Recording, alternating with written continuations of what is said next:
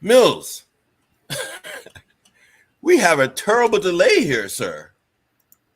And seems like the technology is not agreeing with us. We lost Well, the let's work with slide. it. Yeah, I'm We're gonna just trying have to right work now. with it. We're gonna have to, we're both ex-military, so That's right. we have That's to adapt and right. overcome. Yes, sir. Well, I tell you what. All right. We're going to work with what we got then. All right. Welcome, Mills Rodgers, to live chat with me, David Johnson. David Johnson with Transform Ed Consulting. There is a slide that we would typically have, which would show our agenda.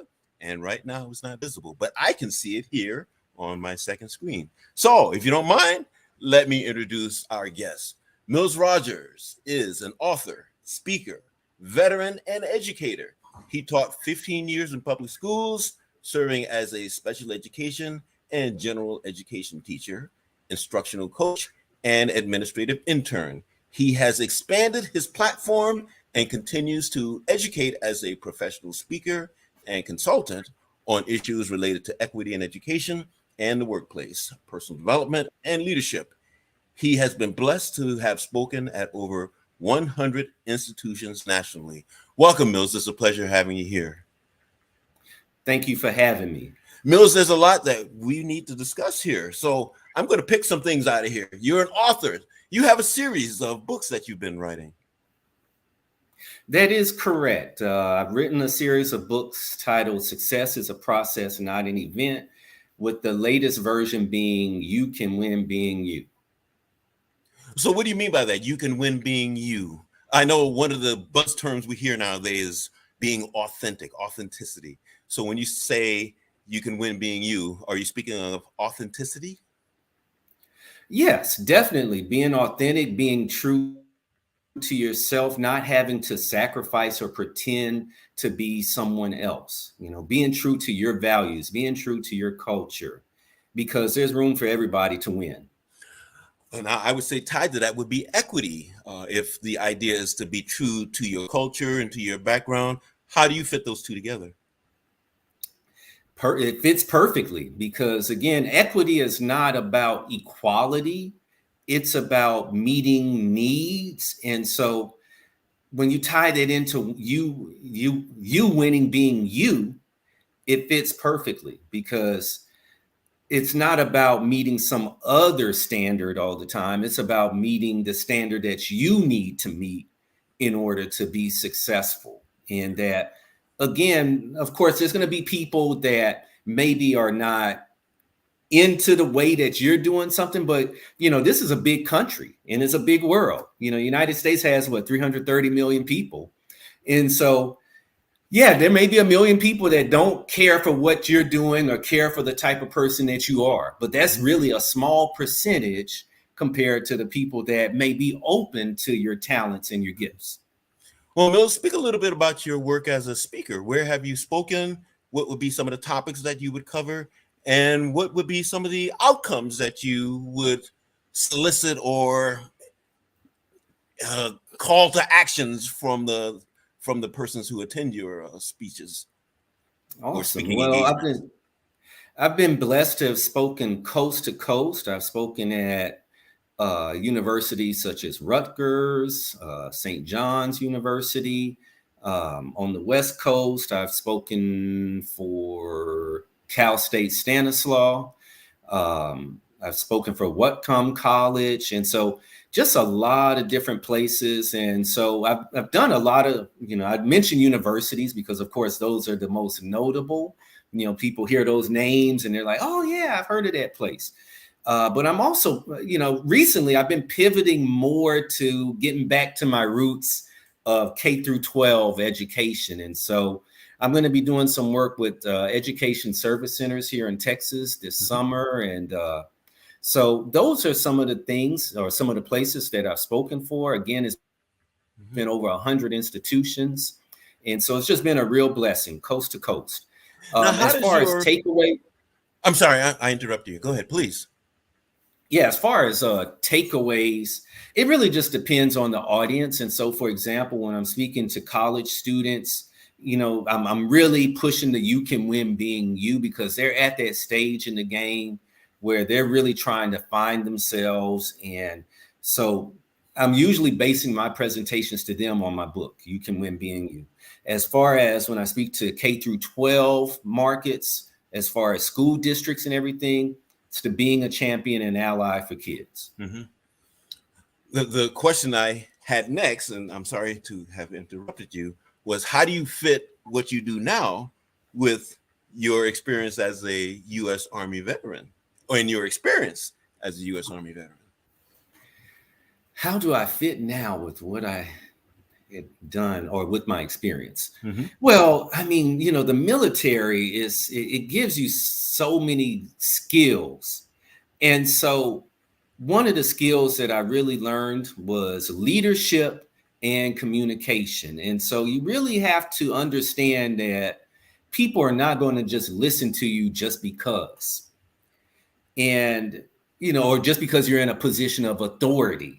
And so you have to be very cognizant of your delivery and their attention spans, because again, people will check out, and you got to make sure that you're communicating in a way that's concise, yet you explain it enough to where they understand. And so the Army really has helped me in that regards. Mm-hmm. And then the job you had in the Army also somewhat translates to what you did or what you do as a civilian. Yes, I was a mental health specialist in the Army, and so in layman's terms, a counselor.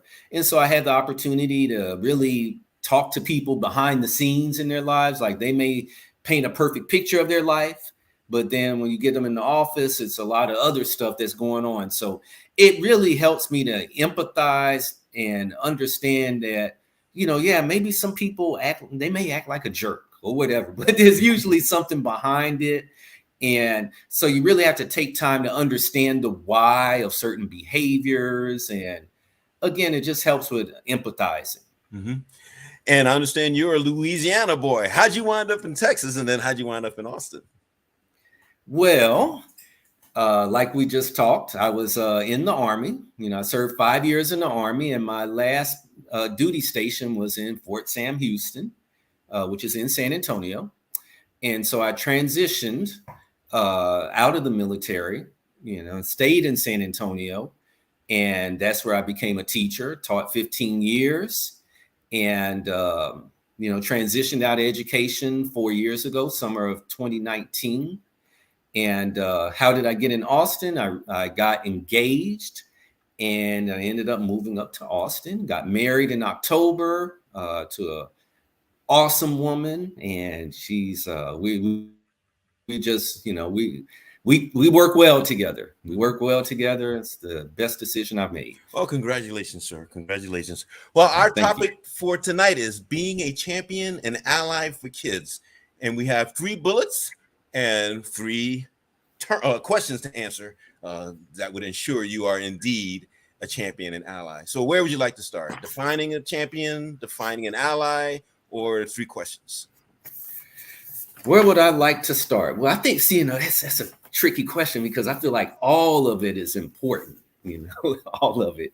And so, when I do the training, I often like to start with talking about Rita Pearson. Have you heard of Rita Pearson or seen her video? No. Wow, shocked. Well, you need to check it out. Okay, I will. Check it out. Rita Pearson's "Every Kid Deserves a Champion." It's on YouTube. You won't have a hard time finding it, but it's probably one of the most inspiring, moving videos that you'll ever see. It's a TED Talk, and she's no longer with us, but just her just down to earth nature and just plain sense terms. It's just a great talk, and she just talks about the impact that educators can have on a kid. But every kid needs one. And so that's been kind of the inspiration for my Being a Champion for Kids presentation, PD. And so as part of the PD, I think it's just important to define what a champion is, and then even taking it a step further as to what an ally is. Okay. And so Well, I'm then let's taking start it with more. champion then. I'm sorry. Let's start with champion. Okay. So we all know what a champion is. When we had to put it in layman's terms, it's the winner, it's the person that comes out on top. But when I'm talking about being a champion and an ally, I'm talking about it more from a DEI perspective, which is really being pushed nowadays. And so when we talk about a champion, we want somebody that stands up for people, that uses their voice. Now, we take it a step further with an ally, okay? And so an ally is somebody that is more, they can be a champion, but they're also more supportive, and they're also doing it more in sincerity. Because the thing is that you can be a champion and not be an ally, because they got people that are out there that have what they call a savior mentality. And so they're doing it more for their own flex, like people like to say. Let me stop you there. Mm-hmm. Speak more about the difference between a champion and someone who is trying to assuage himself. Okay. So yeah, a champion is somebody who fights for or argues for a cause on someone's behalf. All right. And so an ally is a person who knows when to speak up, to educate or advocate, and when to use their personal privilege. All right. And so there's a difference in between the two. It's because, again, an ally does it more in sincerity and not for ulterior motives or recognition. Whereas a champion could be doing it. I'm not saying that all champions do, but there is that possibility. And so that's why I said, you can be a champion, but not necessarily be an ally. And that's something that's always real thought-provoking during my presentations. But to be an ally, you are a champion.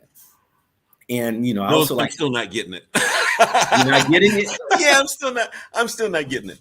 So when I think of champion, like you differentiated earlier, you can be a champion in a game. I whooped you, so I'm the champ today.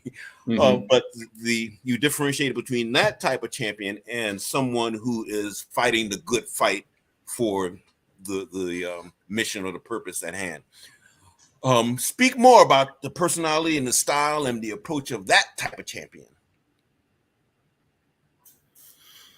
Well, so for example, okay, I remember I worked there's one school year.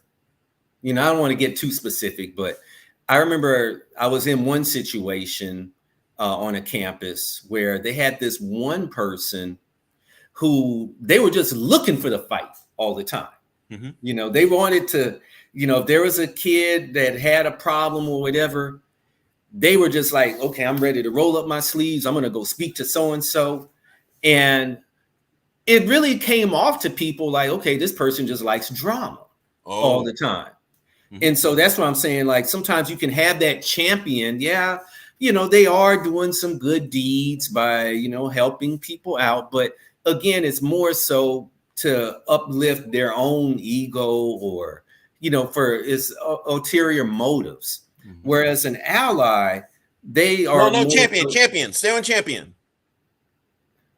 I'm sorry? Stay on champion, if you would. Differentiate between the champion who is fighting the good fight and the other person who is self-aggrandizing.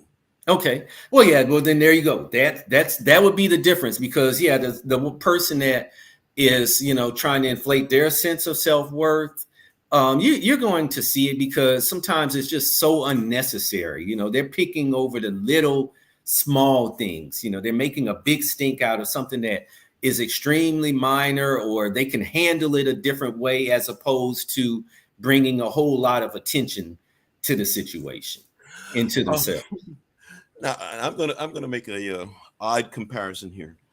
In the federal government, we just got through this big battle over the debt ceiling, and there were some who would take a stand and say, "I will not compromise at all and others who said, in order for this to work, we must compromise. So if you're a champion, what are you more likely to do? Stand and fight, or find ways to compromise and find ways to find agreements with others whom you might need in order to fight the good fight? Well, I feel like if you're a true champion, then yeah, you're going to, you have to use some discretion. There's times where you might need to fight. And then there's times where it's like, okay, let's, for the sake of progress, let's, at least we're progressing. Sometimes you can't get everything you want. And that's why I know you don't want me to touch on allyship. Not yet. In my discussion, they kind of go, that's where they kind of partner together. Okay. All right. I see where you're going. Mm-hmm. But let me just say one thing. I have a book on my shelf right now which says Getting to Yes. So if you're a champion, how do you get to yes? Well, if you're a champion, how do you get to yes? Like I said, it may be that you have to compromise some things, and so to be a true champion, to make a difference for people, a lot of times it's like, hey, maybe I can't get everything that, you need right at this moment. Let's get this though, as opposed to getting nothing at all. Okay. And so to me, that's where, you can be a true champion. And there's a phrase I love to say that champions don't win every game, but they're still able to become champions. Okay. All right. And be champions. Okay. I got it now. And from your perspective, part of being a champion is to build allies. Yes. Allyship. Okay. And it's not in the classic sense. This is more of a DEI term that, it's becoming more, we're getting more educated about. But allyship, like I said, it's pretty much a form of being a champion. But it's, again, more in the supportive sense, and again, without any ulterior motives. That's why I said you can be an ally. If you're an ally, you're a champion, because you are making a difference. You are bringing attention to certain causes. You're being supportive of those that are marginalized, that need the assistance. You're using your privilege to make a difference. Now, here's one way I know and think about being an ally or allyship. I'm in a meeting and we're discussing who is eligible for promotions. And in the military, we use the term rack and stack. So we're racking and stacking people. And an ally would say, that David Johnson guy, he's someone you want to give some serious attention because he does this, he does that, he does this. Exactly. And previous to that, someone might not even thought of David Johnson for this particular role or for promotion or for this thing or that thing. And so a way that I know the term ally or allyship is someone who will speak on your behalf when you're not present. That's a great example right there. That's a great example. Is that you might be that overlooked person, right? And so that person is saying, hey, that David Johnson guy, that's an ally. Okay, they're using their privilege, they're using their voice, they're using their seat at the table. Okay. Here's another way of thinking about allyship, and I have said this to many people, where I would say, I will ask questions that you have never even considered the answers. So, and I'm speaking of this in terms of DE&I. If you're sitting in a meeting again, where people are talking about, and I can give you a perfect example. I was in a meeting where we were considering names for something, and someone suggested, let's call it Make School Possible. And I said, you might not want to use that term possible because it has other meanings. And those meanings might be distinguished by cultural backgrounds. And if you use that term, you will probably insult someone of a culture not your own. And my thinking, that's a form of allyship, not for an individual, but for an entire culture. Your thoughts? Yeah, definitely. That's another great example right there. That is allyship right there. Is, again, being that voice and educating people that um, you know, maybe they just don't know, okay, or they don't see it from a certain perspective. And so, yeah, that is allyship right there. All right, Mills, let's go to your three questions before we run out of time here. Mhm. um, Explain what you mean. Three questions to become a true champion and ally. Okay, so yeah, during my presentation, I like to explain, again, the differences between a champion and an ally, and privilege and all that good stuff. And so yeah, to be a champion and ally. So the first question, who am I? Okay, so you have to, and I saw somebody put something, I think a question, and so this is going to kind of answer that question. All right, and they're saying concrete actions, and that's always a challenging thing when it comes to supporting marginalized communities and being an ally, because a lot of it is not super concrete. But the first step is always understanding, who am I? Who are you? Okay. And so we have to understand our own biases. We have to understand where we get our values from. We have to understand where we get our perceptions from. All right. That is so, so important. You can't be a true ally or even a champion if you don't understand that about yourself. Okay. And What so would be that's some of what the I mean by that. consequences of understanding yourself and or not understanding yourself? What would be the consequences? Well, because then it can lead you to other paths. It can lead you to um, imposing your own personal or cultural values in any situation. And there's definitely situations where we need to be able to kind of remove ourselves or understand that, hey, you know what, maybe I grew up this way, and but that doesn't mean that's the only way that somebody can live. All right. And so that's why that is so important, to understand who you are.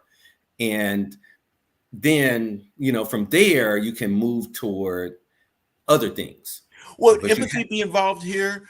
If you know who you are, does that tend to make you empathetic in respecting that other people are different than yourself? Yeah, it ultimately can, because again, it's a process that all goes together. And so again, this is a first step. You have to understand, yeah, it can lead to empathy, because yeah, when you start better understanding, like, okay, you know what, I have this value because of this experience that I had as a youth or as a young person or at some point in my life, or I grew up in this sort of environment. And so these are all things that are impacting me. Okay. Like, for example, I grew up in Ville Platte, Louisiana. Okay. The United States is a big country. Ville Platte, Louisiana is only a town of 7,000 people.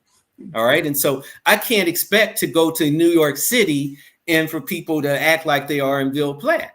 Okay. And vice versa. Somebody from New York City can't come down to Ville Platte and expect the same thing. And so that's what I'm saying. You have to understand those things about yourself, before, so that, when so that you can truly have an impact in different people, different locations. Now, how about this next question? Who are my kids? Okay. So now that you understand yourself, you have to understand where the kids are coming from, where your students are coming from, or if you want to relate it more to adults in the workplace, where are they coming from? And okay, and so what I normally like to do is I like to focus on stereotypes. All right, we have to be honest with ourselves. All right. And, again, that kind of relates to the ally question that I saw in the box. Okay. You have to be totally honest with who you are and with who people are. Okay. And so, again, let's put some stereotypes out there. All right. Black people have certain stereotypes. LGBT people have certain stereotypes. All right. And so we got to talk about that, because when you put that out there, you bring a certain level of awareness. Okay. So that when you move forward, you can make sure that, hey, you know what, I'm not using my own bias against such and such group, against this Black student or this Latino student or this student that's gay. I'm not imposing my own values and culture on them. Well, going back to the basic question, who are my kids? Suppose you do not know who your kids are. What recommendation do you have for those who work with students and or kids in various venues? What recommendations do you have for them so that they get to know their kids? Oh, there's a lot of different things that can be done. First off, it is a process. It's not something that you get to that happens overnight. You have to, there's a lot of strategies involved in that. First off, you want to connect with parents. Okay, so you want to do whatever you can to be accessible to the parents of the students that you're serving. Okay, and so we got technology nowadays as far as different apps and everything that you can use to be accessible. You need to also send out stuff to them. In addition to that, knowing the kids, getting a chance to talk to them offline, doing the simple things as far as just greeting them at the door every day, say, hey, it's good to see you. How are you doing today? Complimenting them. Those are all things that start to build rapport with students. And then you start to learn more and more about them, certain assignments that you give them, you learn more about your students. And so it's a process. It's hard to say, okay, you do this and you're gonna know who your kid is and stuff. That's pretty difficult, especially if you got a roster of 140 students. Right. But it's all a process. Okay. And so it's all about, smiling at them, all the stuff that, we learn about as far as being a people person.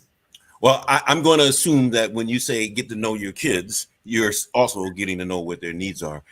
Mills, we're running out of time here. We have like 2 minutes remaining, my friend. Mm-hmm. Yes. And so as far as their needs, I like to say that kids, and I like acronyms, and I wish we could have had more time to talk because I actually had some acronyms that applied to a couple of other portions of it. But when I say knowing their needs, okay, all students need nurturing. Okay, that's an acronym. They need engagement, they need equity, they need dependability, and they need standards.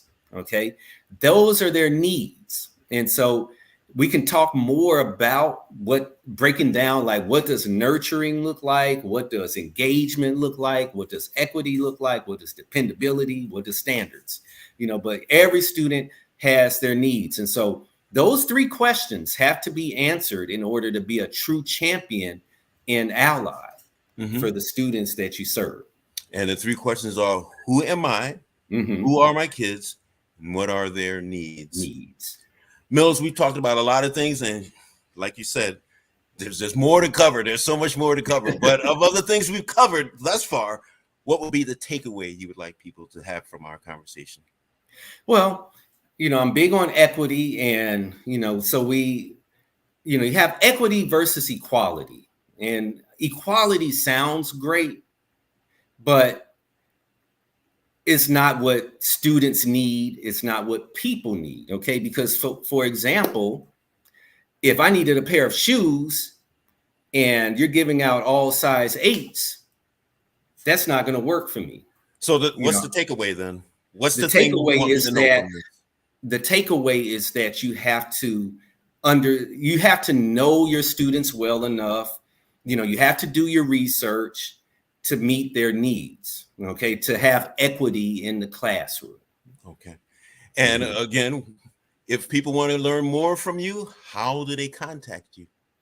I would recommend that they visit my website, successisaprocess.net. It's pretty thorough. They'll have my contact information on there. They have my email, everything that you need. And you're on LinkedIn as well. Yes, my LinkedIn, that's a great way to contact me. I'm on Facebook. I'm on Instagram. Just type in Mills Rodgers. Shouldn't be too hard to find. Okay. Well, thank you for being our guest tonight. And I wish we could dig in more, but unfortunately, we're out of time. My name is David Johnson, Transform Ed Consulting, and I must give thanks to my dear friend and colleague, Cassandra Williams, who is the brains behind Educational Innovations 360 Degrees, and she allowed us to use her platform today. Look us all up on LinkedIn. Cassandra Williams, Mills Rodgers, David Johnson. Thank you for being with us this evening, and I wish you a wonderful evening.